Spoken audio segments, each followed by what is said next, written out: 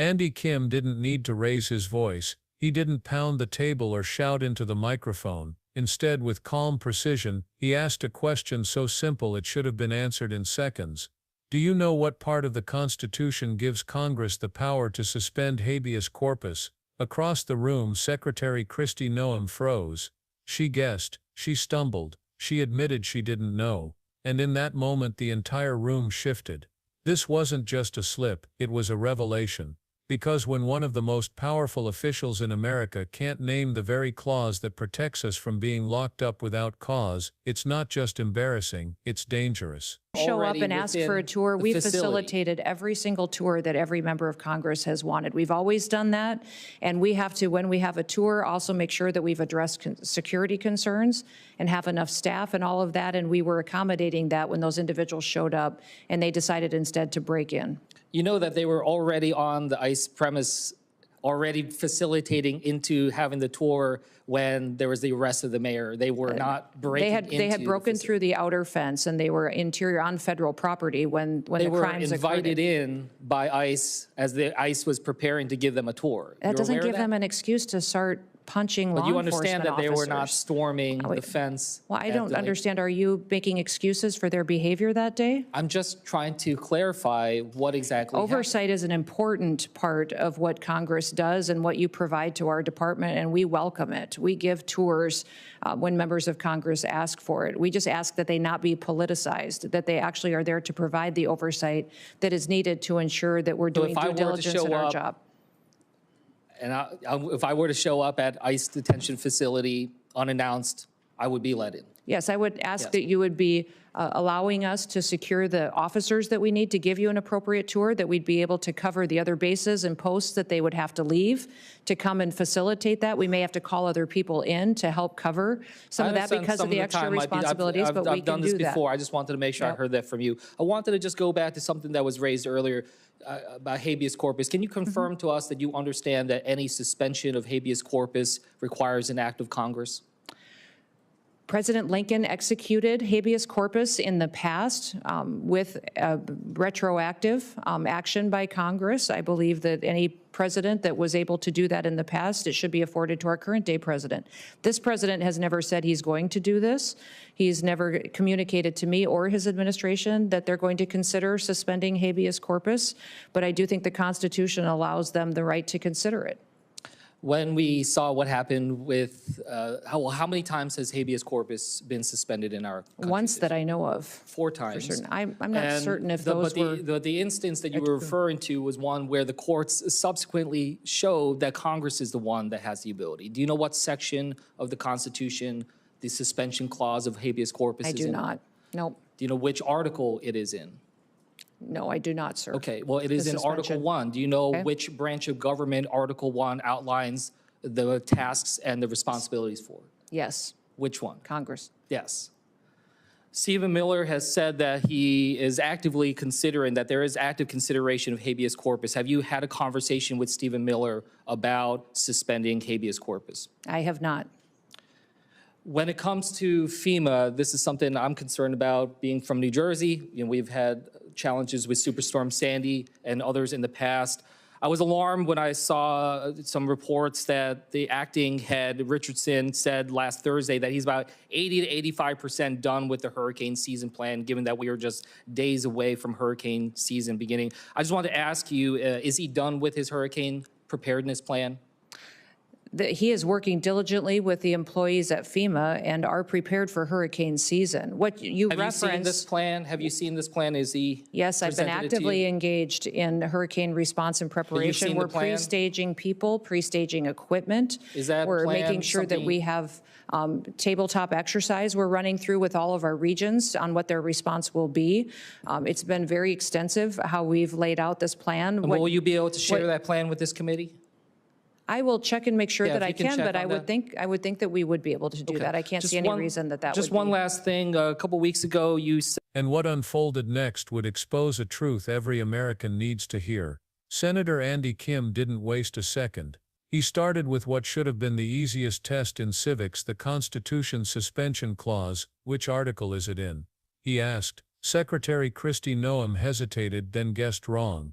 Do you know what branch Article 1 belongs to? Again silence, followed by a shaky admission. She didn't know.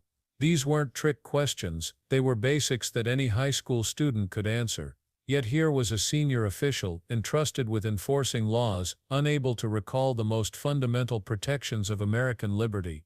Kim's calm tone made the exchange even more devastating. He wasn't grandstanding, he was peeling back a curtain.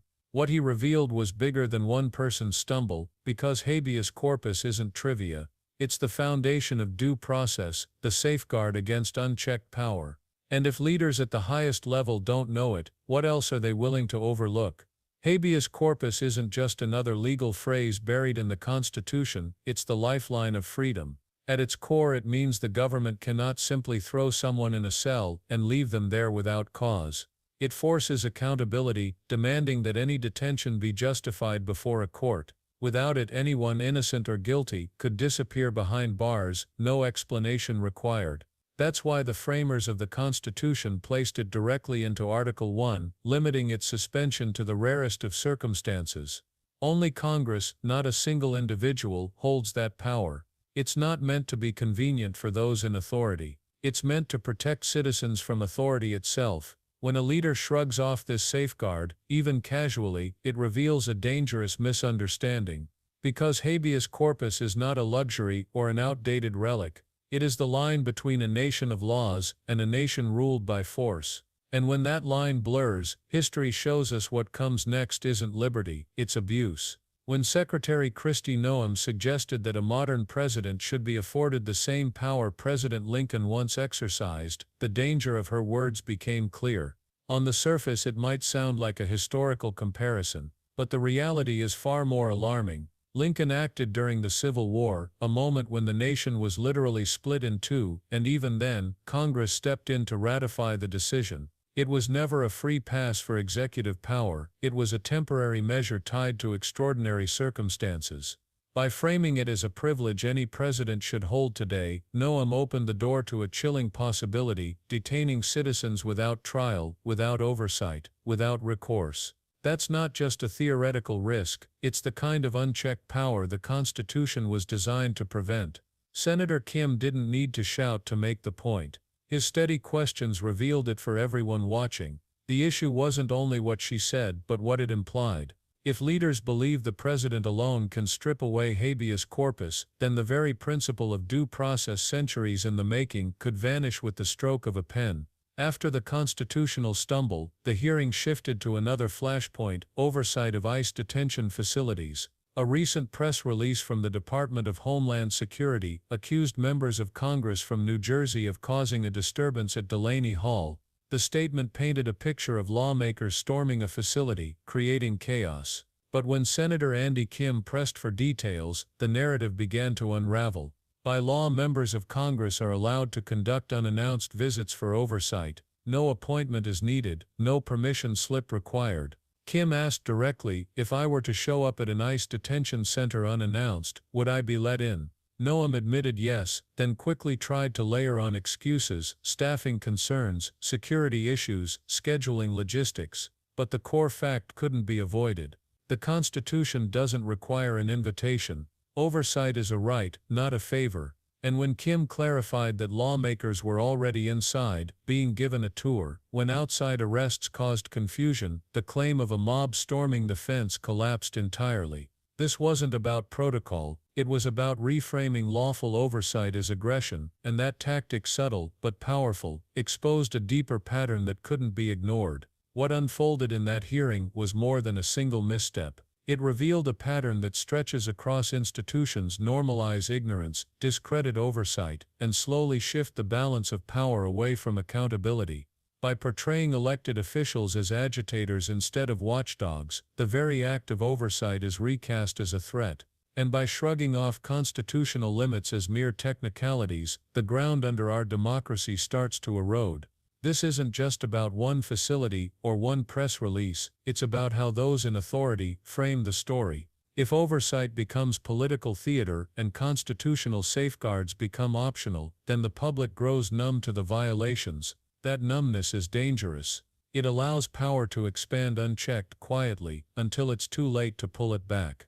Senator Kim's questions exposed that pattern with clarity. Every answer he received, hesitant, defensive, or misleading, fit the same mold: protect authority first, explain the Constitution later. It's a script that weakens institutions from within. And while it may seem subtle in the moment, history reminds us that this is how freedoms slip away, not with a sudden collapse, but with small cracks that go unchallenged. The real danger wasn't in one mistaken answer or one misleading press release. It was in what those moments revealed about the people entrusted with power. If senior officials cannot name the very clause that protects citizens from unlawful detention, how can they be trusted to uphold it? If oversight is brushed aside as inconvenience, what stops it from being ignored altogether? These aren't minor details, they are the foundations of a constitutional democracy. Senator Kim's calm persistence laid bare a truth that should alarm every American. Some of the most powerful figures in government are enforcing laws they don't fully understand, and ignorance at that level isn't harmless, it's corrosive. It creates space for overreach, for abuse, for rights to be trampled under the banner of authority. This isn't about partisanship or political theater, it's about whether the people guarding the rulebook actually know what's in it. Because when they don't, every safeguard becomes vulnerable. The larger threat isn't chaos from the outside, it's decay from the inside. And if that decay goes unchecked, the Constitution becomes less of a shield and more of a forgotten document gathering dust. Power without understanding is one of the greatest risks any democracy can face. What Senator Andy Kim exposed in that hearing wasn't just an uncomfortable exchange, it was a warning. If leaders don't grasp the most basic protections written into the Constitution, how can citizens trust them to defend those rights when they're challenged? Habeas corpus is not trivia. It is the safeguard that prevents any government from locking people away without cause. It is the difference between liberty and tyranny. The danger isn't just ignorance, it's what ignorance enables. When oversight is framed as aggression, when constitutional limits are treated like afterthoughts, and when those in authority don't know the rules they swore to uphold, democracy begins to crumble. Not all at once, but slowly, piece by piece, until the damage is irreversible. That's why this moment matters. Because the question isn't whether one official stumbled, it's whether we the people are paying attention. If you believe oversight is a right, not a courtesy, if you believe constitutional knowledge is not optional, then share this story. Subscribe, stay engaged, and refuse to look away, because democracy only survives when its people refuse to let it die quietly.